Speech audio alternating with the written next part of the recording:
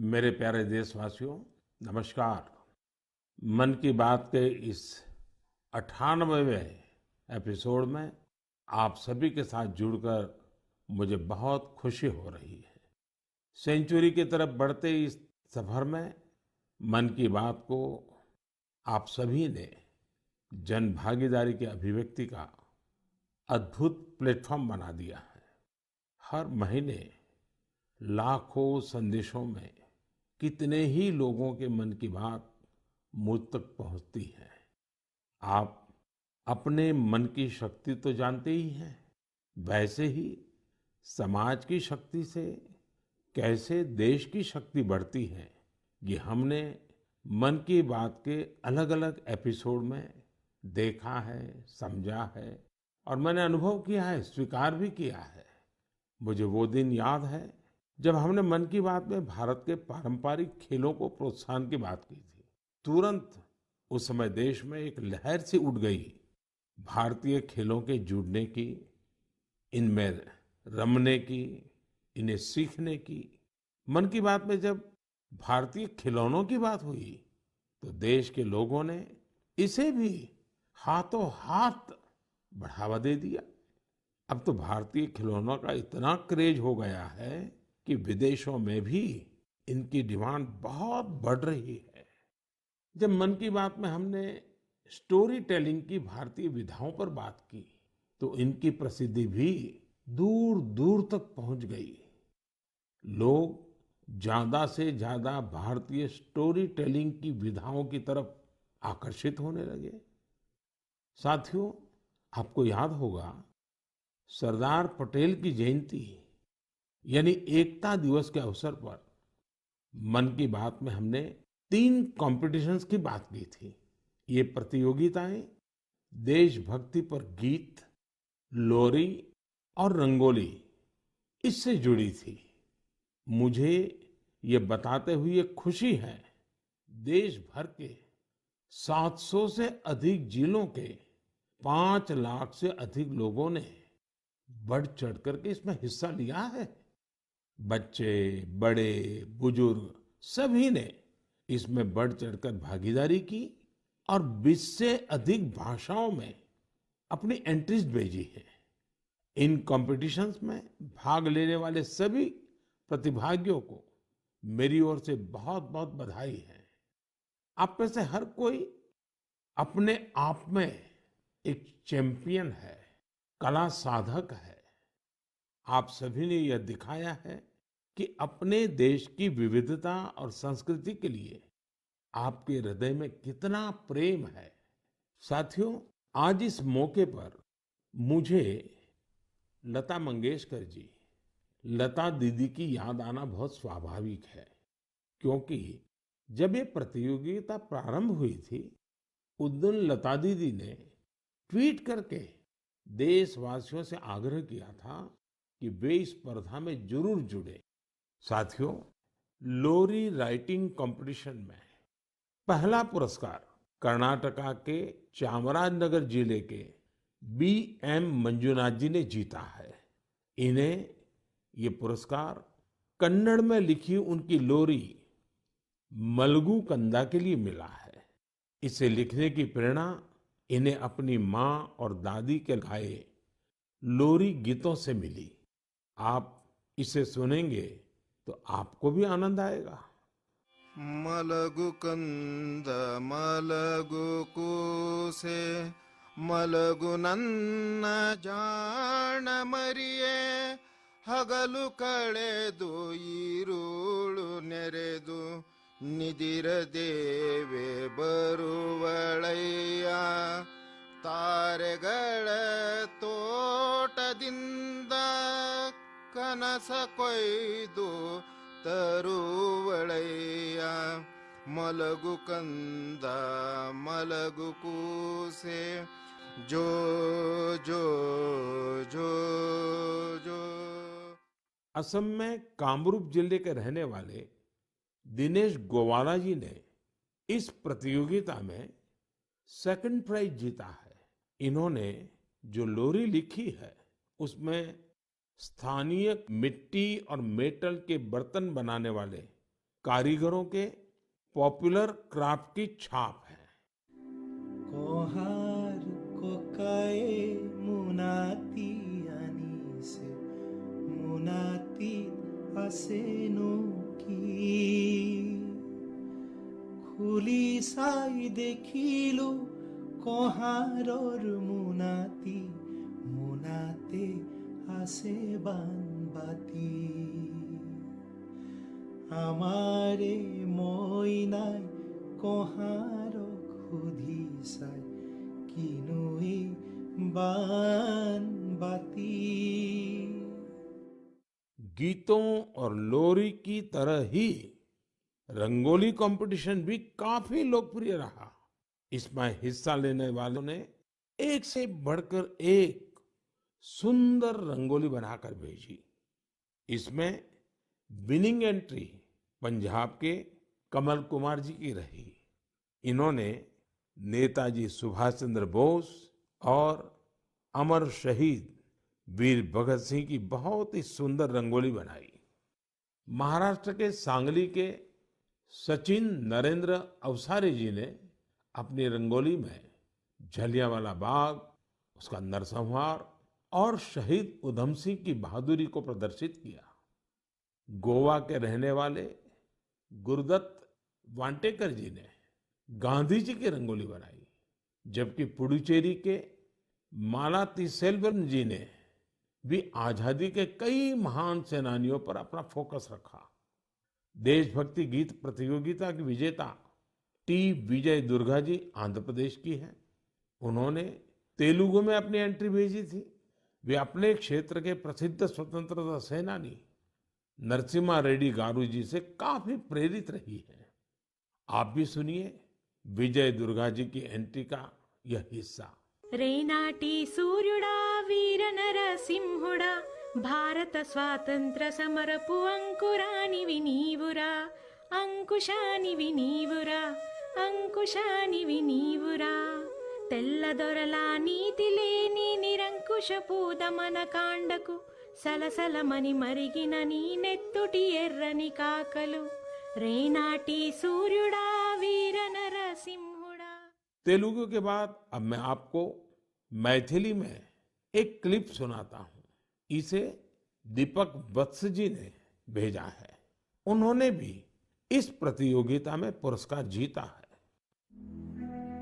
भारत दुनियाक शान छैयो भैया हमर देश महान छै तीन बगल छै समुद्र से घेरल उत्तर में कैलाश बलवान छै गंगा यमुना कृष्णा कावेरी कोसी कमला बलान छै हमर देश महान छैयो भैया तिरंगे में बसल प्राण छै। साथियों, मुझे उम्मीद है आपको ये पसंद आई होगी। प्रतियोगिता में आई इस तरह की एंट्रीज की लिस्ट बहुत लंबी है।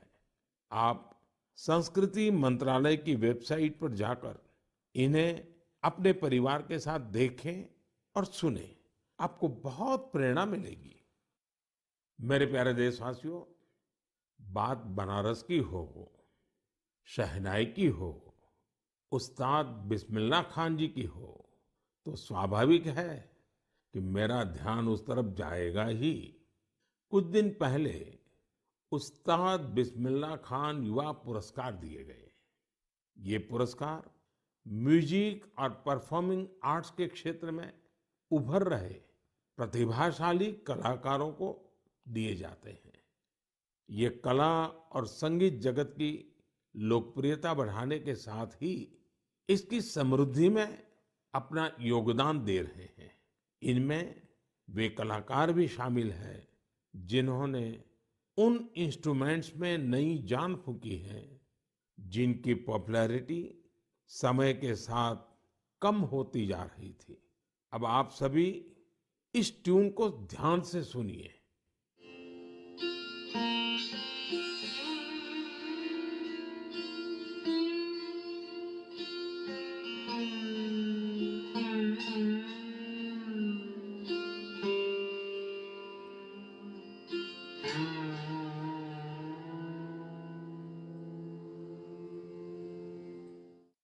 क्या आप जानते हैं ये कौन सा इंस्ट्रूमेंट है? संभव है आपको पता न भी हो। इस वाद्य यंत्र का नाम सूरसिंगार है और इस धुन को तैयार किया है जॉयदीप मुखर्जी ने। जॉयदीप जी उस्ताद बिस्मिल्लाह खान पुरस्कार से सम्मानित युवाओं में शामिल है। इस इंस्ट्रूमेंट की धुनों को सुनना पिछले 50 और 60 के दशक से ही दुर्लभ हो चुका था, लेकिन जॉयदीप सूरसिंगार को फिर से पॉपुलर बनाने में जी जान से जुटे हैं। उसी प्रकार बहन उप्पलपू नागमणि जी का प्रयास भी बहुत ही प्रेरक है, जिन्हें मैंडोलिन में कार्नाटिक इंस्ट्रूमेंटल के लिए यह पुरस्कार दिया गया है। वहीं संग्राम सिंह सुहास भंडारे जी को वारकरी कीर्तन के लिए यह पुरस्कार मिला है। इस लिस्ट में सिर्फ संगीत से जुड़े कलाकार ही नहीं है। वी दुर्गा देवी जी ने नृत्य की एक प्राचीन शैली करकट्टम के लिए यह पुरस्कार जीता है। इस पुरस्कार के एक और विजेता राजकुमार नायक जी ने तेलंगाना के 31 जिलों में 101 दिन तक चलने वाली पेरिनी ओडिसी का आयोजन किया था। आज लोग इन्हें पेरिनी राजकुमार के नाम से जानने लगे हैं। पेरिनी नाट्यम भगवान शिव को समर्पित एक नृत्य है जो काकतीय डायनेस्टी के दौर में काफी लोकप्रिय था। इस डायनेस्टी की जड़ें आज के तेलंगाना से जुड़ी हैं। एक अन्य पुरस्कार विजेता साइखोम सुरचंद्रा सिंह जी है। ये मैतेई पुंग इंस्ट्रूमेंट बनाने में अपनी महारत के लिए जाने जाते हैं। इस इंस्ट्रूमेंट का मणिपुर से नाता है। पूरन सिंह एक दिव्यांग कलाकार है जो राजुला, मलुशाही, नेओली, हुड़का बोल, जागर जैसे विभिन्न म्यूजिक फॉर्म्स को लोकप्रिय बना रहे हैं। इन्होंने इनसे जुड़ी कई ऑडियो रिकॉर्डिंग्स भी तैयार की है। उत्तराखंड के फोक म्यूजिक में अपनी प्रतिभा का प्रदर्शन कर पूरन सिंह जी ने कई पुरस्कार भी जीते हैं। समय की सीमा के चलते मैं यहाँ सभी अवार्डीज की बातें भले न कर पाऊं, लेकिन मुझे विश्वास है कि आप उनके बारे में जरूर पढ़ेंगे। मुझे उम्मीद है कि ये सभी कलाकार परफॉर्मिंग आर्ट्स को और पॉपुलर बनाने के लिए ग्रास रूट्स पर सभी को प्रेरित करते रहेंगे। मेरे प्यारे देशवासियों, तेजी से आगे बढ़ते हमारे देश में डिजिटल इंडिया की ताकत कोने कोने में दिख रही है। डिजिटल इंडिया की शक्ति को घर घर पहुंचाने में अलग अलग ऐप्स की बड़ी भूमिका होती है। ऐसा ही एक ऐप है ई संजीवनी। इस ऐप से टेली कंसल्टेशन यानी दूर बैठे वीडियो कॉन्फ्रेंस के माध्यम से डॉक्टर से अपनी बीमारी के बारे में सलाह कर सकते हैं। इस ऐप का उपयोग करके अब तक टेली कंसल्टेशंस करने वालों की संख्या 10 करोड़ के आंकड़े को पार कर गई है। आप कल्पना कर सकते हैं, वीडियो कॉन्फ्रेंस के माध्यम से 10 करोड़ कंसल्टेशंस, मरीज और डॉक्टर के साथ अद्भुत नाता। ये बहुत बड़ी अचीवमेंट है।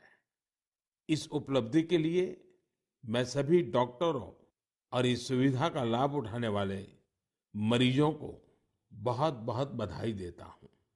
भारत के लोगों ने तकनीक को कैसे अपने जीवन का हिस्सा बनाया है, ये इसका जीता जागता उदाहरण है। हमने देखा है कि कोरोना के काल में ई संजीवनी ऐप, इसके जरिए टेली कंसल्टेशन लोगों के लिए एक बड़ा वरदान साबित हुआ है। मेरा भी मन हुआ कि क्यों ना इसके बारे में मन की बात में हम एक डॉक्टर और एक मरीज से बात करें, संवाद करें और आप तक बात को पहुंचाएं। हमें जानने की कोशिश करें कि टेली कंसल्टेशन लोगों के लिए आखिर कितना प्रभावी रहा है। हमारे साथ सिक्किम से डॉक्टर मदन मणि जी हैं। डॉक्टर मदन मणि जी रहने वाले सिक्किम के ही हैं, लेकिन उन्होंने एमबीबीएस धनबाद से किया और फिर बनारस हिंदू यूनिवर्सिटी से एमडी किया। वो ग्रामीण इलाकों के सैकड़ों लोगों को टेली कंसल्टेशन दे चुके हैं। नमस्कार, नमस्कार मदन मणि जी। जी नमस्कार सर। मैं नरेंद्र मोदी बोल रहा हूँ। जी जी सर। आप तो बनारस में पढ़े हैं। जी मैं बनारस में पढ़ा हूँ सर। आपका मेडिकल एजुकेशन वहीं हुआ। जी जी। तो जब आप बनारस में थे तब का बनारस और आज बदला हुआ बनारस कभी देखने गए कि नहीं गए? जी प्रधानमंत्री जी, मैं जा नहीं पाया हूँ जब से मैं वापस सिक्किम आया हूँ, लेकिन मैंने सुना है कि काफी बदल गया है। तो कितने साल हो गए आपको बनारस छोड़े? बनारस 2006 से छोड़ा हुआ हूँ सर। ओह, फिर तो आपको जरूर जाना चाहिए। जी जी। अच्छा, मैंने फोन तो इसलिए किया कि आप सिक्किम के अंदर दूर सुदूर पहाड़ों में रह करके वहाँ के लोगों को टेली कंसल्टेशन का बहुत बड़ी सेवाएं दे रहे हैं। जी मैं मन की बात के श्रोताओं को आपका अनुभव सुनाना चाहता हूँ। जी। जरा मुझे बताइए कैसा अनुभव रहा है? अनुभव बहुत बढ़िया रहा प्रधानमंत्री जी। क्या है कि सिक्किम में बहुत नजदीक का जो पीएचसी है, वहां जाने के लिए भी लोगों को गाड़ी में चढ़ के कम से कम 100-200 रुपया लेके जाना पड़ता है, और डॉक्टर मिले नहीं मिले ये भी एक प्रॉब्लम है। तो टेली कंसल्टेशन के माध्यम से लोग हम लोग से सीधे जुड़ जाते हैं। दूर दराज के लोग हेल्थ एंड वेलनेस सेंटर के जो सीएचओ होते हैं वो लोग हम लोग से कनेक्ट करवा देते हैं, और हम लोग का जो पुराने उनके बीमारी है, उनकी रिपोर्ट्स, उनका अभी का प्रेजेंट कंडीशन, सारी चीजें हम लोग को वो बता देते हैं। यानी डॉक्यूमेंट ट्रांसफर करते हैं? जी जी, डॉक्यूमेंट्स ट्रांसफर भी करते हैं, और अगर ट्रांसफर नहीं कर सके तो वो पढ़ के हम लोग को बताते हैं। वहाँ का वेलनेस सेंटर का डॉक्टर बताता है? जी, वेलनेस सेंटर में जो सीएचओ रहता है, कम्युनिटी हेल्थ ऑफिसर।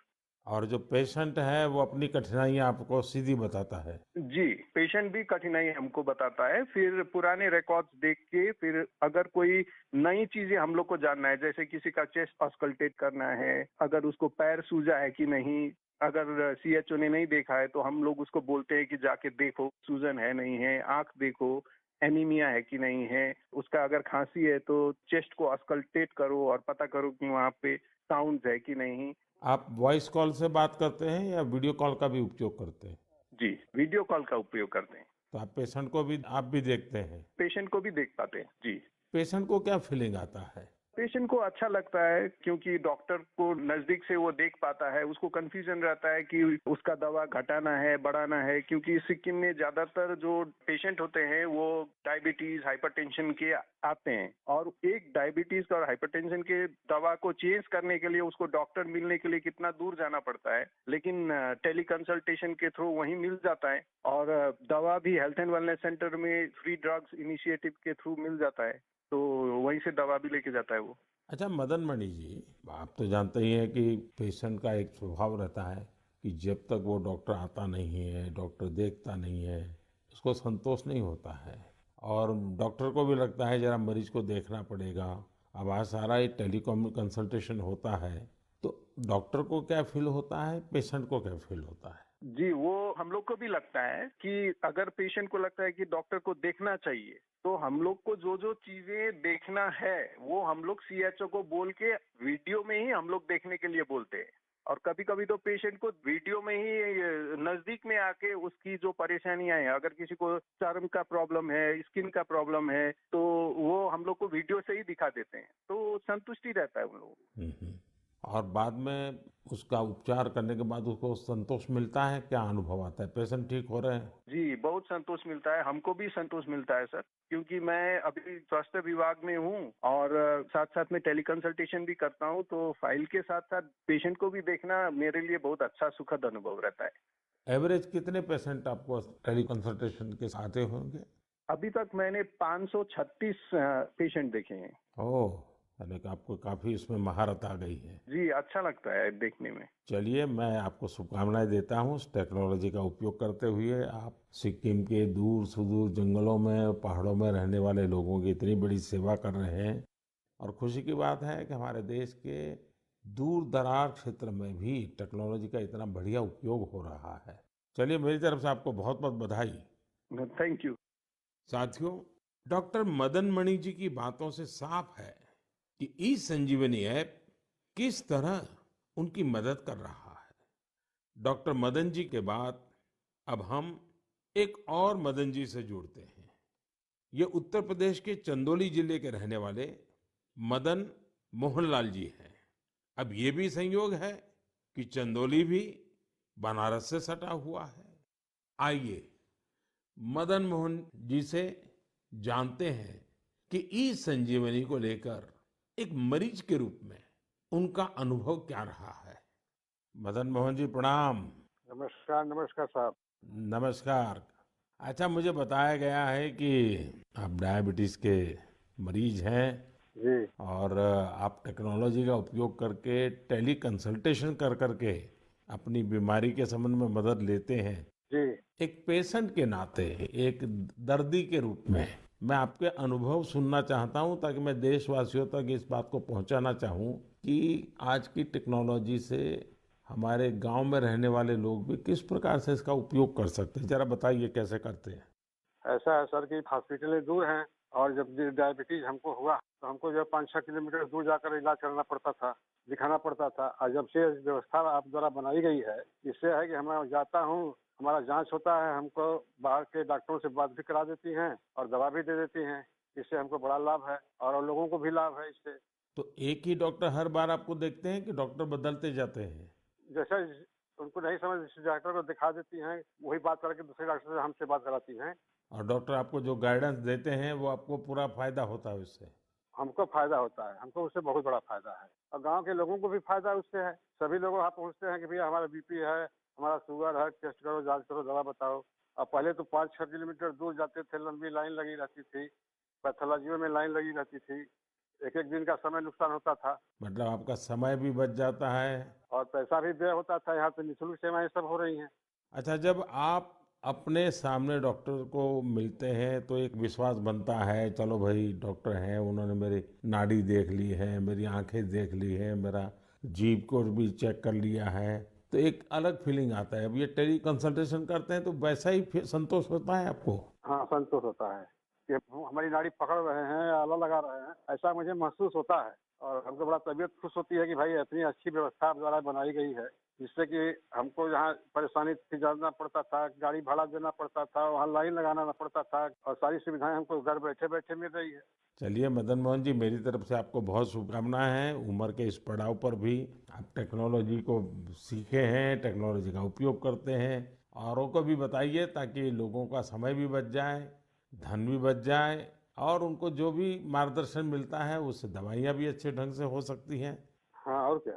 चलिए, मेरी बहुत बहुत शुभकामनाएं हैं आपको मदन मोहन जी। बनारस को साहब आपने काशी विश्वनाथ को एकदम बना दिया, डेवलपमेंट कर दिया। ये आपको बधाई हमारे तरफ से। मैं आपका धन्यवाद करता हूँ। हमने क्या बनाया जी, बनारस के लोगों ने बनारस को बनाया है। नहीं तो हम तो माँ गंगा की सेवा के लिए माँ गंगा ने बुलाया है, बस और कुछ नहीं। ठीक है जी, बहुत बहुत शुभकामनाएं आपको। प्रणाम जी। नमस्कार सर। नमस्कार जी। साथियों, देश के सामान्य मानवी के लिए, मध्यम वर्ग के लिए, पहाड़ी क्षेत्रों में रहने वालों के लिए ई संजीवनी जीवन रक्षा करने वाला ऐप बन रहा है। ये है भारत की डिजिटल क्रांति की शक्ति और इसका प्रभाव आज हम हर क्षेत्र में देख रहे हैं। भारत के यूपीआई की ताकत भी आप जानते ही हैं। दुनिया के कितने ही देश इसकी तरफ आकर्षित हैं। कुछ दिन पहले ही भारत और सिंगापुर के बीच यूपीआई पे नाउ लिंक लॉन्च किया गया। अब सिंगापुर और भारत के लोग अपने मोबाइल फोन से उसी तरह पैसे ट्रांसफर कर रहे हैं जैसे वे अपने अपने देश के अंदर करते हैं। मुझे खुशी है कि लोगों ने इसका लाभ उठाना शुरू कर दिया है। भारत का ई संजीवनी ऐप हो या फिर यूपीआई, ये ईज ऑफ लिविंग को बढ़ाने में बहुत मददगार साबित हुए हैं। मेरे प्यारे देशवासियों, जब किसी देश में विलुप्त हो रहे किसी पक्षी की प्रजाति को, किसी जीव जंतु को बचा लिया जाता है तो उसकी पूरी दुनिया में चर्चा होती है। हमारे देश में ऐसी अनेकों महान परंपराएं भी हैं जो लुप्त हो चुकी थी, लोगों के मन मस्तिष्क से हट चुकी थी। लेकिन अब इन्हें जनभागीदारी की शक्ति से पुनर्जीवित करने का प्रयास हो रहा है, तो इसकी चर्चा के लिए मन की बात से बेहतर मंच और क्या होगा। अब जो मैं आपको बताने जा रहा हूं, वो जानकर वाकई आपको बहुत प्रसन्नता होगी, विरासत पर गर्व होगा। अमेरिका में रहने वाले श्रीमान कंचन बैनर्जी ने विरासत के संरक्षण से जुड़े ऐसे ही एक अभियान की तरफ मेरा ध्यान आकर्षित किया है। मैं उनका अभिनंदन करता हूं। साथियों, पश्चिम बंगाल में हुगली जिले के बांसबेरिया में इस महीने त्रिबेनी कुंभो महोत्सव का आयोजन किया गया। इसमें 8 लाख से ज्यादा श्रद्धालु शामिल हुए। लेकिन क्या आप जानते हैं कि ये इतना विशेष क्यों है? विशेष इसलिए क्योंकि इस प्रथा को 700 साल के बाद पुनर्जीवित किया गया है। यूं तो ये परंपरा हजारों वर्ष पुरानी है, लेकिन दुर्भाग्य से 700 साल पहले बंगाल के त्रिबेनी में होने वाला ये महोत्सव बंद हो गया था। इसे आजादी के बाद शुरू किया जाना चाहिए था, लेकिन वो भी नहीं हो पाया। 2 वर्ष पहले स्थानीय लोग और त्रिबेनी कुंभो परिचालना समिति के माध्यम से ये महोत्सव फिर शुरू हुआ है। मैं इसके आयोजन से जुड़े सभी लोगों को बहुत बहुत बधाई देता हूं। आप सिर्फ एक परंपरा को ही जीवित नहीं कर रहे हैं, बल्कि आप भारत की सांस्कृतिक विरासत की भी रक्षा कर रहे हैं। साथियों, पश्चिम बंगाल में त्रिबेनी को सदियों से एक पवित्र स्थल के रूप में जाना जाता है। इसका उल्लेख विभिन्न मंगल काव्य, वैष्णव साहित्य, शाक्त साहित्य और अन्य बंगाली साहित्यिक कृतियों में भी मिलता है। विभिन्न ऐतिहासिक दस्तावेजों से यह पता चलता है कि कभी यह क्षेत्र संस्कृत शिक्षा और भारतीय संस्कृति का केंद्र था। कई संत इसे माघ संक्रांति में कुंभ स्नान के लिए पवित्र स्थान मानते हैं। त्रिबेनी में आपको कई गंगा घाट, शिव मंदिर और टेराकोटा वास्तुकला से सजी प्राचीन इमारतें देखने को मिल जाएगी। त्रिबेनी की विरासत को पुनर्स्थापित करने और कुंभ परंपरा के गौरव को पुनर्जीवित करने के लिए यहाँ पिछले साल कुंभ मेले का आयोजन किया गया था। 7 सदियों बाद 3 दिन के कुंभ महास्नान और मेले ने इस क्षेत्र में एक नई ऊर्जा का संचार किया है। 3 दिनों तक हर रोज होने वाली गंगा आरती, रुद्राभिषेक और यज्ञ में बड़ी संख्या में लोग शामिल हुए। इस बार हुए महोत्सव में विभिन्न आश्रम, मठ और अखाड़े भी शामिल थे। बंगाली परंपराओं से जुड़ी विभिन्न विधाएं जैसे कीर्तन, बाउल, गोडियो नृत्य, श्रीखोल, पोटेर गान, छऊ नाच शाम के कार्यक्रमों में आकर्षण का केंद्र बने थे। हमारे युवाओं को देश के सुनहरे अतीत से जोड़ने का एक बहुत ही सराहनीय प्रयास है। भारत में ऐसी कई और प्रैक्टिसेस हैं जिन्हें रिवाइव करने की जरूरत है। मुझे आशा है कि इनके बारे में होने वाली चर्चा लोगों को इस दिशा में जरूर प्रेरित करेगी। मेरे प्यारे देशवासियों, स्वच्छ भारत अभियान ने हमारे देश में जन भागीदारी के मायने ही बदल दिए हैं। देश में कहीं पर भी कुछ स्वच्छता से जुड़ा हुआ होता है तो लोग इसकी जानकारी मुझ तक जरूर पहुंचाते हैं। ऐसे ही मेरा ध्यान गया है हरियाणा के युवाओं के एक स्वच्छता अभियान पर। हरियाणा में एक गांव है दुल्हेड़ी। यहाँ के युवाओं ने तय किया हमें भिवानी शहर को स्वच्छता के मामले में एक मिसाल बनाना है। उन्होंने युवा स्वच्छता एवं जन सेवा समिति नाम से एक संगठन बनाया। इस समिति से जुड़े युवा सुबह 4 बजे भिवानी पहुंच जाते हैं। शहर के अलग अलग स्थलों पर ये मिलकर सफाई अभियान चलाते हैं। ये लोग अब तक शहर के अलग अलग इलाकों से कई टन कूड़ा साफ कर चुके हैं। साथियों, स्वच्छ भारत अभियान का एक महत्वपूर्ण आयाम वेस्ट टू वेल्थ भी है। ओडिशा के केंद्रपाड़ा जिले की एक बहन कमला मोहराना एक स्वयं सहायता समूह चलाती है। इस समूह की महिलाएं दूध की थैली और दूसरी प्लास्टिक पैकिंग से टोकरी और मोबाइल स्टैंड जैसी कई चीजें बनाती हैं। ये इनके लिए स्वच्छता के साथ ही आमदनी का भी एक अच्छा जरिया बन रहा है। हम अगर ठान लें तो स्वच्छ भारत में अपना बहुत बड़ा योगदान दे सकते हैं। कम से कम प्लास्टिक बैग की जगह कपड़े के बैग का संकल्प तो हम सबको ही लेना चाहिए।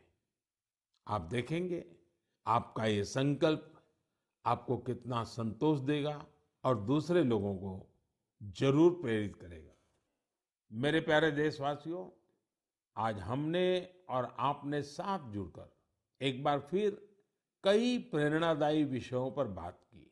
परिवार के साथ बैठ करके उसे सुना और अब उसे दिन भर गुनगुनाएंगे भी। हम देश की कर्मठता की जितनी चर्चा करते हैं उतनी ही हमें ऊर्जा मिलती है।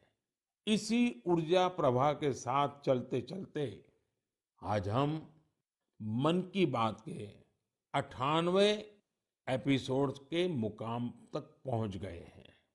आज से कुछ दिन बाद ही होली का त्योहार है। आप सभी को होली की शुभकामनाएं। हमें हमारे त्योहार वोकल फॉर लोकल के संकल्प के साथ ही मनाने हैं। अपने अनुभव भी मेरे साथ शेयर करना न भूलिएगा। तब तक के लिए मुझे विदा दीजिए। अगली बार हम फिर नए विषयों के साथ मिलेंगे। बहुत बहुत धन्यवाद। नमस्कार।